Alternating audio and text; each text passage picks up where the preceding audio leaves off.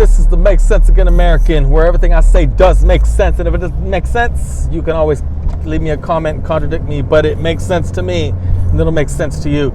Today is a topic I will touch that nobody will touch. I'm sick and tired of people not touching this topic. It's right there in front of you, and you just don't want to talk about it. Once again, the white liberal professor could talk about it because everybody follows the black athlete. Everybody, we're mourning the loss of Kobe Bryant, of course. Everybody follows the black musician, even the ones that have passed as well. Everybody follows the black comedian and the black entertainer and the black man. But when it comes to brains, I guess we have to wait on a white liberal professor to say something. Well, I'm tired. I'm going to say I identify as a white liberal professor. I'm ready to talk. This topic today is why blacks kill blacks. Let me give you a story. It's story time right now. I always do this in every video. I say, well, there was once upon a time. But it was. Once upon a time, I was over in Memphis, Tennessee, and we had a job. We had to go out of town. And so as everybody's working, everybody's busting their ass. There's per diem, there's everything like that. And I'm not going to say any names because I don't know how popular I'm going to be, but this actually happened right in front of my eyes. I'll say Big X and Big Y. And all I see is Big X taking off his hard hat. And he throws it on the ground. And I figure either he's about to quit or something else about to happen, but something dramatic's about to happen. Sure enough, he wants to fight Big Y. And I remember Big Y was backing up. And Big X is like, come on, come on. And Big Y says, well, come on, let's go. And Big X says, man, no more talking. Let's do this. And he ready to do the dance. But Big Y is still talking. And so Big X actually said, I can hear that tweak in your voice. I can hear a tweaking. He said, well, come take it out. Take the tweak out. Come on. He said, you ready to be saved, man. You ready to be saved. Now, Big X was black and Big Y was black. After that, he did get saved. Everybody got in there. Everybody broke it up. A big black woman that was doing safety. Her name was Sonia. Anyway, she got in the middle of it. There was no going around her. So anyway, and her voice brought the peace, including a bunch of other fellas. I mean, it was a bunch of guys, but she was the only lady. And so it was over with. Well, what happened was Big Y was sitting in his chair and he was just breathing really hard. And nobody spoke to him. Nobody spoke to him. But I remember when I passed by, he's breathing really hard. He said, I wish I had my gun. I wish I had my gun. Now that's the end of the story, but well, maybe not, but let me just begin. Big Y never been in a fight in his whole life. He's been big his whole life, but he ain't never been in a fight. But I did not say he never hit nobody. You see, growing up brown, and I'm talking to other kids too, growing up white, growing up Cambodian, growing up Asian, anytime you fight a white young man, you're gonna have to fight 13 of them. There's no going around it. I remember this one guy said, come on, let's go. And I was like, man, this man is really, really brave. I said, you sure? He said, yeah, let's go. Come on, let's go. Next thing you know, 13 kids are hitting me, and they're all black. Let me tell you why this is venomous, man. First of all, the story within that story, there was this one guy. God, he was so nice. He was so nice to me. And he was just a nice little classmate. And we were talking about playing basketball a lot. He said, man, I remember he could say, man, I will smoke you. But I love stealing the ball. I guess Mexicans steal, but I love stealing the ball. And I said, we're going to have to play one of these days. Well, he was one of the kids that hit me. He actually had the audacity to say, man, I was just playing when I did that, bro. He tried to continuously talk to me. I shut down. I was like, I'm not doing this. But here's what's going on, is that black boys have no experience fighting. They only have experience hitting. So if I could build you a scenario, I'll tell you this, is that every time a black man gets killed, it's usually the stronger party. If Big Y would have had a gun, he'd have shot Big X just to keep from being humiliated. Because that's humiliating. I mean, you grow up all your life, black power, I am somebody.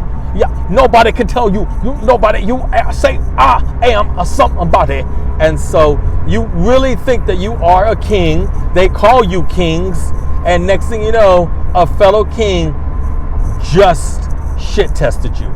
So it's harmful to the ego, and I know that it is. But the one thing he should have done was fight, but he didn't want to fight. He wanted to hit. This is the problem with young black men.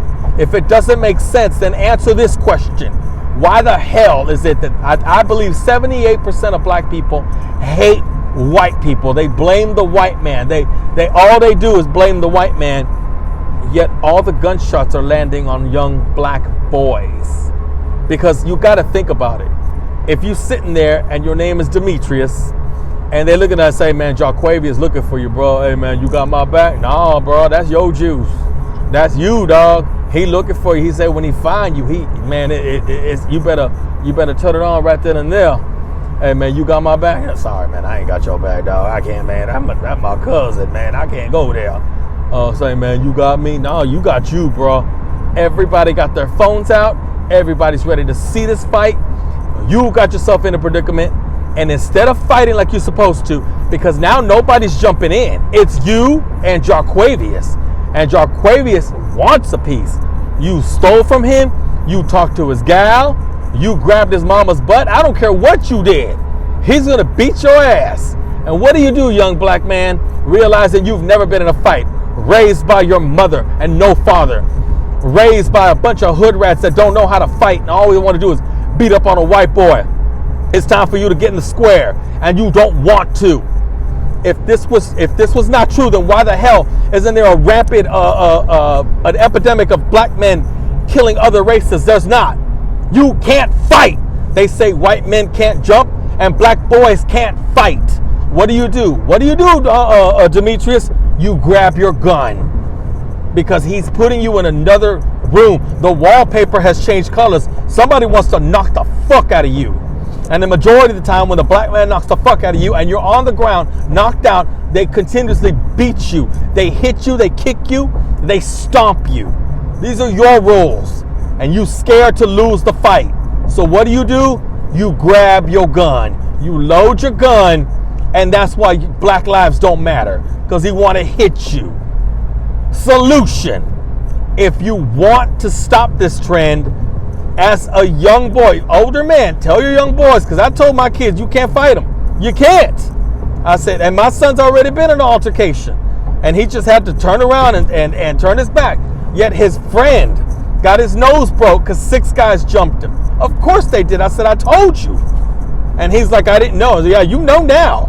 I said, you can't fight a black boy. I said, because black boys don't want to lose this fight. For some reason, they got this. There's this one guy, and I'm not jinxing it or nothing, but there's this one gentleman. He's working out with his son. He's literally teaching his son how to do push-ups, sit-ups, lift weights, and box. A little beautiful, little bright-skinned kid. He's got big locks on his hair. I remember that. And his father's like, yeah, I'm going to teach my son, the strength is within. And this kid is strong. He didn't box his kid. It's not the video where he's boxing his kid and talking to his child.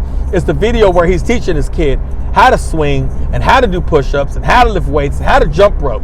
He's literally teaching his kid to die, because as soon as that child has a problem with a black man a young black man, and the young black man sees that this kid can curl, 95 pounds, and he can bench 200 or maybe even 275 pounds, he don't want to fight.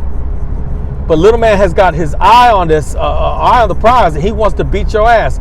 That kid is getting trained to die. They say only the strong survive. Bullshit! In the black community, only the strong get shot. And the weak are chicken shit and want to grab a gun. It's even in the movie Friday. Too scared to take an ass whipping. So quick to pick up a gun. In my days, you win some, you lose some. But you live to fight another day. They don't do that anymore. With all the camera phones and everybody clowning, and you having to actually get up and fight, you don't want to. Like I said, solution. Oh, by the way, I hope that nothing happens to that kid. But because that kid will show strength and dominance, his fight, he'll be dead. Another example, NCAA college basketball player decided to fight. And he has arm reach. So he was clocking them. Bing, bing, bing. He was clocking them boys. So what did they do? Grab a gun. Shot the young man. Dead. Black Lives Matter my ass. You scared. You scared. A bunch of scared ass young black boys. Now, black men finally know how to fight. Black men probably got their stance. They probably have collected their, whatever. I'm not saying they probably never been in a one-on-one fight either. But I mean, as men, they realize it's just gonna be me and you. They're not gonna. They don't do this anymore. But young black boys love to kill. Like I said, if they really were killers and monsters, don't you think that'd be a spree of young black men killing white kids? No, because they kill each other. Why? Because they scared to fight. They've been so used to beating up people, they forgot to fight people. They're so used to swinging on somebody, they don't know how to swing properly. They don't know how to swing. They don't know. Man, I've seen them fight. Look at YouTube. Look at the amount of people that they wait to jump in.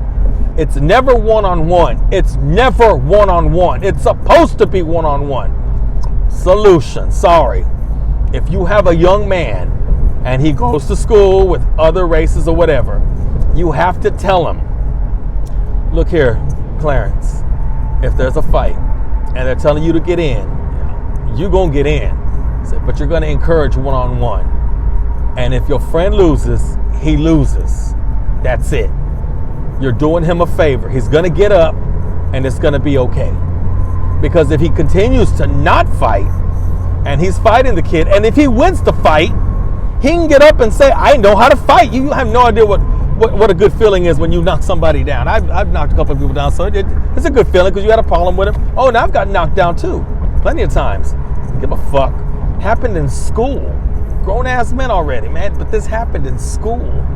In school, you're supposed, if you're supposed to learn, fine. Yes, you're supposed to exercise, fine. You're supposed to have an education, yeah. But sometimes, yeah, you're supposed to fight, not get jumped. But if you're Clarence, a young man, Clarence, or a young man named Matthew, and you're black, and you're talking to your father, old school, I need you to tell these young schoolers, stop jumping these kids. And if the fight is your fight, tell everybody, I don't need nobody jumping in. It's me and this Mexican dude, or me and this Asian dude.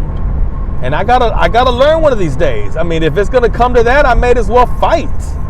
Because if you're just gonna go there and just everybody beat him up, you're never gonna learn how to get up. And the day will come when they gonna look for you. And this will be your first time. All that opportunity you had to square up and practice your hands, it's showtime now. It's showtime. Huh? You 22 years old. He looking for you. He want to find you, and when he finds you, get ready. Huh? The bell's already rung. No. Get my gun. Hell no, man. I ain't trying to fight nobody, man. Nobody has your back. The black community is so little that he will find you. And everybody will know, and nobody will jump in. And since you live there, and black people just don't have a tendency to go. There's people that live in their neighborhoods usually die in their neighborhoods in the black community. Brown communities too.